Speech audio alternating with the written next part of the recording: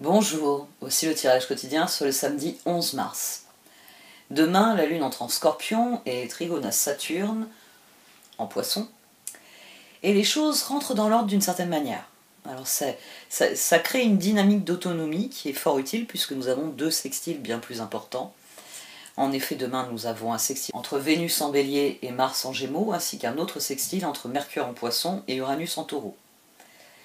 Concernant le sextile Vénus-Mars, il crée l'harmonie entre ce que vous voulez et ce que vous faites. Cela peut faire référence à un renouveau harmonieux dans les relations ou à des efforts qui portent leurs fruits. La satisfaction de voir les choses progresser. Plus intéressant, c'est le sextile Mercure-Uranus, parce qu'il représente la libre expression de notre créativité. Mercure-Uranus nous encourage à nous exprimer de manière différente ou nous concentrer sur des thèmes originaux, innovants.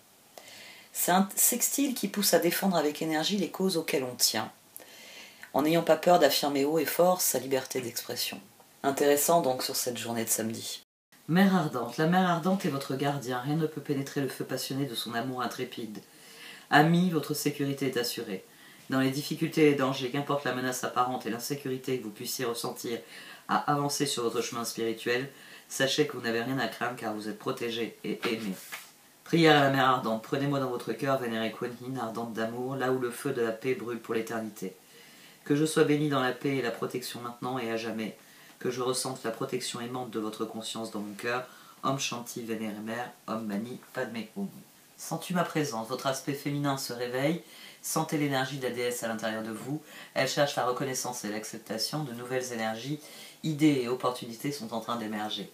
Réveillez-vous, accueillez, célébrez.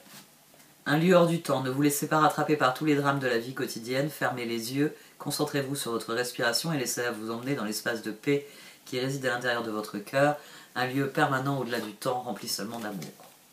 Bon, en parlant d'amour, j'ai droit à une démonstration grandeur nature de l'amour que me voue ce chat. Oh. Et c'est pour ça que les cartes sont toutes en bordel.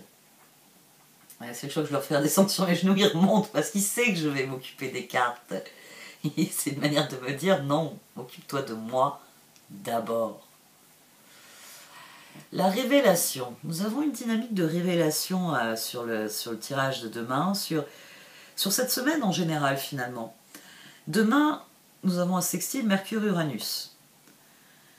Donc, nous pourrions bien avoir l'épiphanie, la révélation qui est décrite dans ce tirage, dans la mesure où la transformation est sortie à 2 reprises, et changer votre vie vient conclure le tirage. L'as de coupe, le magicien, l'as de pentacle, le moment est venu de prendre un nouveau départ, un départ qui soit concret, et notre cœur manifestement a son mot à dire sur les choix qui nous sont offerts. Comment je fais pour lire les cartes si t'es couché dessus?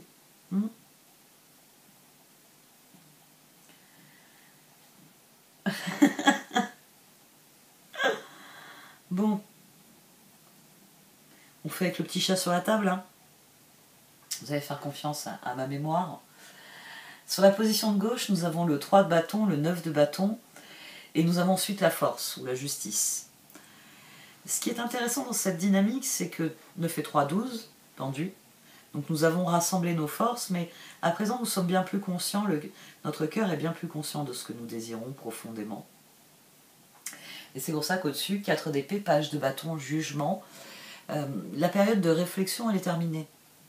Il y a ce 4 d'épée et ce jugement qui entoure le page de bâton semble dire que la décision finale est prise, elle est arrêtée, que le plan est viable, parce que là c'est la ligne matérielle, donc il y a d'autres considérations que les désirs du cœur qui s'expriment dans cette ligne, et forcément, 4 d'épée, jugement, une décision a été prise. C'est pour ça qu'au centre, nous avons le pape, le diable et le 3 de pentacle. Au dos de la première position, nous avions le 6 de pentacle, au dos de la deuxième, nous avons le 7 de pentacle. Il y a le désir de partager ce que nous avons à partager. Ici, ce 3 de pentacle, c'est notre désir d'apporter ce que nous pouvons apporter comme lumière au monde, ce que nous pouvons apporter comme aide, comme soutien. Et c'est pour ça qu'en dessous, j'avais... Qu'est-ce que j'avais avant le chevalier de bâton? Je ne me rappelle plus. Tu sais que je ne me rappelle plus ce qu'il y a là sous ton sous ton coude qui est pointu. Qu'est-ce que j'avais en première carte? Je sais que j'avais une arcade majeure. Ah, j'avais le chariot. C'est bien, tu fais travailler ma mémoire, petit chat. Hein? Le tyran de la famille. Donc le chariot, le chevalier de bâton. Ah, alléluia. Et maintenant, il va aller foutre en l'air la caméra. Vous allez avoir des gros plans sur lui. Non, ça va. Il s'installe juste pour regarder dehors. Je ne pourrais plus voir les oiseaux. J'avais commencé... Là, les cartes étaient à l'envers. Parce que quand je les prends automatiquement, en fait, je ne les regarde pas quand je les prends. Je suis déjà dans... Enfin, je suis dans le tirage, en fait. Mais je préfère regarder vers le ciel, regarder la danse des oiseaux et laisser les cartes s'agencer comme elles ont envie dans mes mains. Et c'est vraiment en baissant les yeux... parce que j'avais l'impression qu'il y en avait qui s'étaient retournés, que j'ai vu que j'avais le paquet à l'envers. Oui, le chariot, le chevalier de bâton et la révélation, l'ermite. Il y a une dynamique de soutien à la mer ardente, sens-tu ma présence, et cette dynamique de soutien nous met dans une position qui est enviable. Ici, un lieu hors du temps, c'est vraiment cette idée, chariot, chevalier de bâton, ermite. C'est que nous planons au-dessus de la situation, nous la voyons enfin telle qu'elle est, et nous sommes désormais conscients de ce que nous voulons en faire. C'est la première position. Et la deuxième position, c'est notre cœur qui s'engage irrévocablement dans ce qu'il veut construire. Le 3 de Pentacle, ici, c'est pas seulement de l'association, c'est aussi une progression. C'est passer au stade suivant.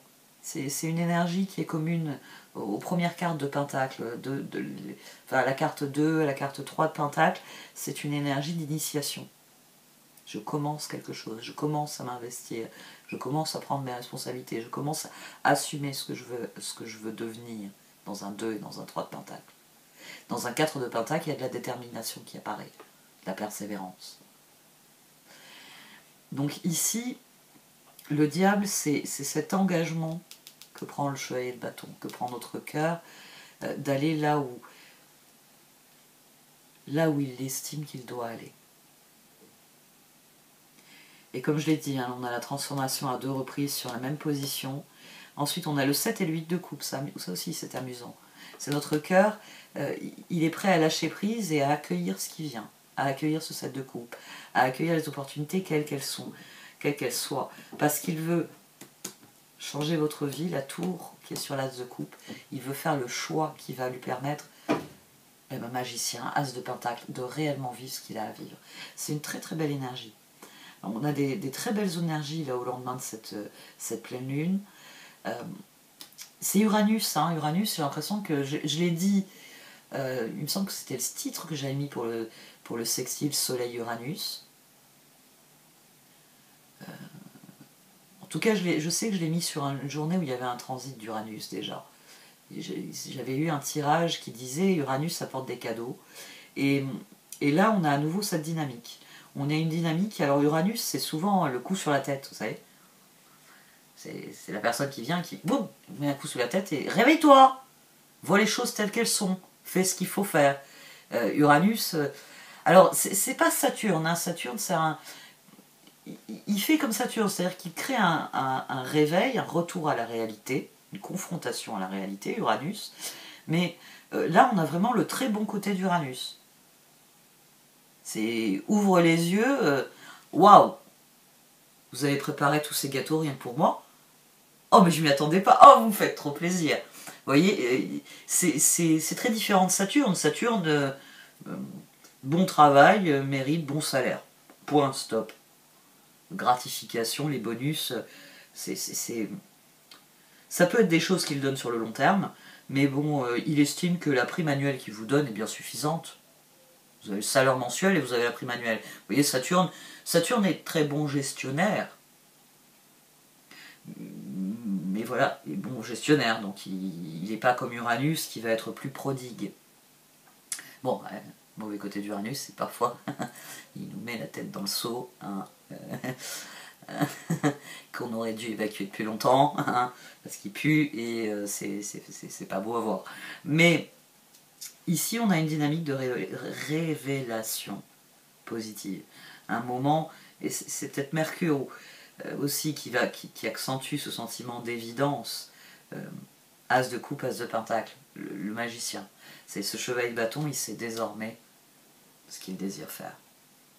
C'est une très très belle énergie. Parce que là, Uranus, il nous a gâtés. Hein. Il était trigone à la pleine lune, donc il est venu contrebalancer les énergies brumeuses des poissons.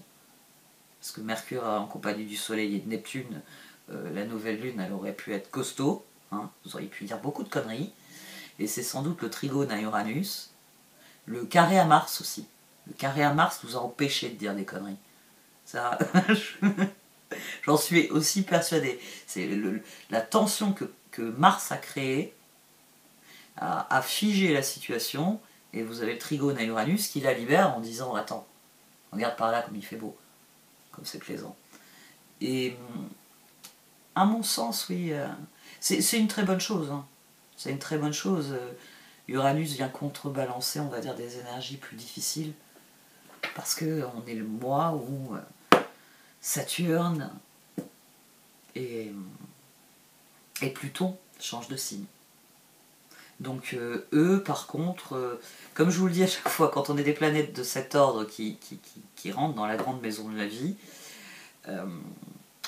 c'est un peu la Gestapo, vous voyez. Ils vont frapper à toutes les portes et ils vont vider tous les placards et vous pouvez les accueillir à la manière de Belmondo, hein, avec toute la gouaille qu'il avait. C'est lequel? C'est un de ceux que je préfère, avec l'enfant et l'ours. Il est tellement beau dans ce film. Il est bon. C'est un de mes acteurs. Je crois que c'est ouais, on va dire c'est mon acteur fétiche. Je vois des images, parce que sur YouTube, des fois, il y a des extraits, parce que forcément, l'algorithme sait que Belmondo est mon acteur fétiche. Que dès que je vois des shorts avec Belmondo, faut que je clique dessus. C'est comment devenir addict à ce genre de choses que je trouve pas très très cohérent. J'estime que les shorts devraient être juste des aperçus pour vous donner envie d'aller voir quelque chose de plus consistant. Mais bon, c'est un peu dommage. C'est pas réellement comme ça qu'est utilisé ce système-là. Parce que sinon, voilà, c'est ce que je ferais. J'y mettrais des extraits, j'y ai pensé. Hein. Mais bon, ça manque de volume. Ça manque de volume. Allez, on va voir un peu ce que les oracles ont à dire.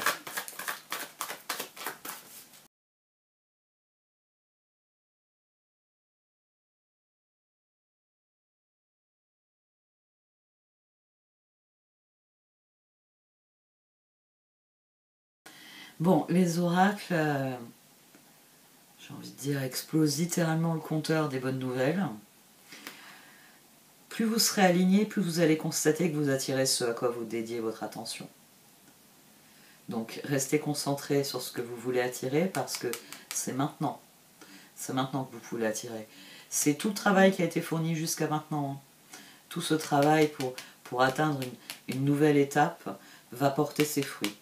Nous avons au présent Treasure Island.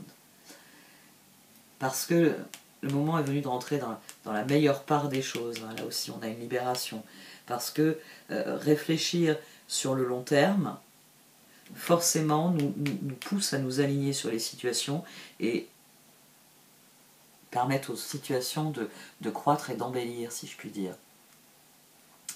To the sea, truth be told, soyez vraiment honnête avec vous-même, honnête avec les autres. Plus vous serez honnête et plus la situation sera claire et donc fluide. Quand on parle d'honnêteté, pensez à toutes les fois où vous vous mordez les lèvres parce que « ah, je ne peux pas dire ça ». Et souvent, derrière, qu'est-ce qu'il y a ? Il y a une forme de mensonge, il y a une forme de tromperie. Parce que vous ne pouvez pas le dire parce que la dernière fois, vous aviez dit que vous le feriez, puis vous ne l'avez pas fait, donc là, il ne faut pas la ramener. Il ne faut pas le dire parce que vous avez dit que vous adoriez les choux de Bruxelles. Et bien forcément, quand on vous en met dans l'assiette, il va falloir faire un grand sourire et dire « Ah, tu t'es rappelé que j'adoré ça !» Alors qu'en fait, vous avez horreur de ça et que vous n'avez pas été honnête. nous sommes souvent encombrés de tout un tas de considérations qui sont liées à un manque d'honnêteté. Un manque d'honnêteté qui... Alors, manque d'honnêteté, ça renvoie toujours... C'est vrai que ces dernières années, c'est beaucoup devenu... les escrocs, les voleurs, les gens qui vous volent des ressources. Mais être honnête, la première étape pour être honnête, c'est d'être loyal envers soi-même. C'est-à-dire que si vous ne vous sentez pas bien dans une configuration, dans une dynamique, vous êtes loyal avec vous-même si vous vous levez et vous exprimez la raison pour laquelle vous ne vous sentez pas bien. Si vous êtes loyal avec vous-même, quand on vous propose quelque chose qui ne vous fait pas envie, vous dites non. C'est la première, c'est la plus fondamentale des honnêtetés. C'est la fameuse authenticité. Est-ce que tu as envie de ça? Non. Je suis authentique? Non. Et c'est parfois difficile, hein. Il y a beaucoup de conditionnement, parce que c'est là, moi, que j'emploie plus le terme conditionnement. Il y a un conditionnement social, il y a un conditionnement moral, il y a « oh, je ne vais pas vexer cette personne ». Vous voyez, ce genre de considération. Mais plus vous serez honnête avec vous-même, et plus vous attirerez ce à quoi vous dédiez votre attention. Plus vous serez honnête avec les autres, et plus forcément votre environnement répondra en vous apportant ce que vous désirez. Et l'heure est au changement. C'est pour ça que... alors là, The Fate nous garantit que le changement en question, c'est toujours un cadeau, là encore, du destin. C'est à nouveau... là, vous avez un cadeau du destin. Parce que on attire ce à quoi on dédie son attention. C'est fondamental. Et donc, plus vous allez être honnête sur où vous placez vos attentes, où vous placez vos intentions, et plus votre attention sera clairement tournée vers ce que vous désirez. Il faut réellement penser sur le long terme. Progrès long terme. C'est comme ça que vous attirez ce que vous désirez pour l'avenir. Bon. Après-demain, nous avons la conjonction Jupiter-Chiron. Je pensais que ce tirage avait plus... Quoique non, il y a la dimension de guérison, mais sens-tu ma présence. Et la mer ardente crée un lieu hors du temps. Il y a vraiment quelque chose, 4 d'épée, jugement, il y a quelque chose de définitif dans notre esprit. Et c'est une excellente chose, c'est le char, l'ermite. Et direction, la transformation, les étoiles. Donc... ça augure de belles énergies pour la journée de dimanche aussi. Peut-être que la guérison de Jupiter-Chiron, ça sera de prendre conscience à quel point nous pouvons transformer nos faiblesses en force. Après tout, ici, le pendu mène à la force. Là, on a 20, on a le jugement. 23, c'est pas pertinent. 14, tempérance. Bon, allez, j'arrête là. Merci de m'avoir écouté. Vous pouvez liker, commenter ou partager cette vidéo. Au revoir.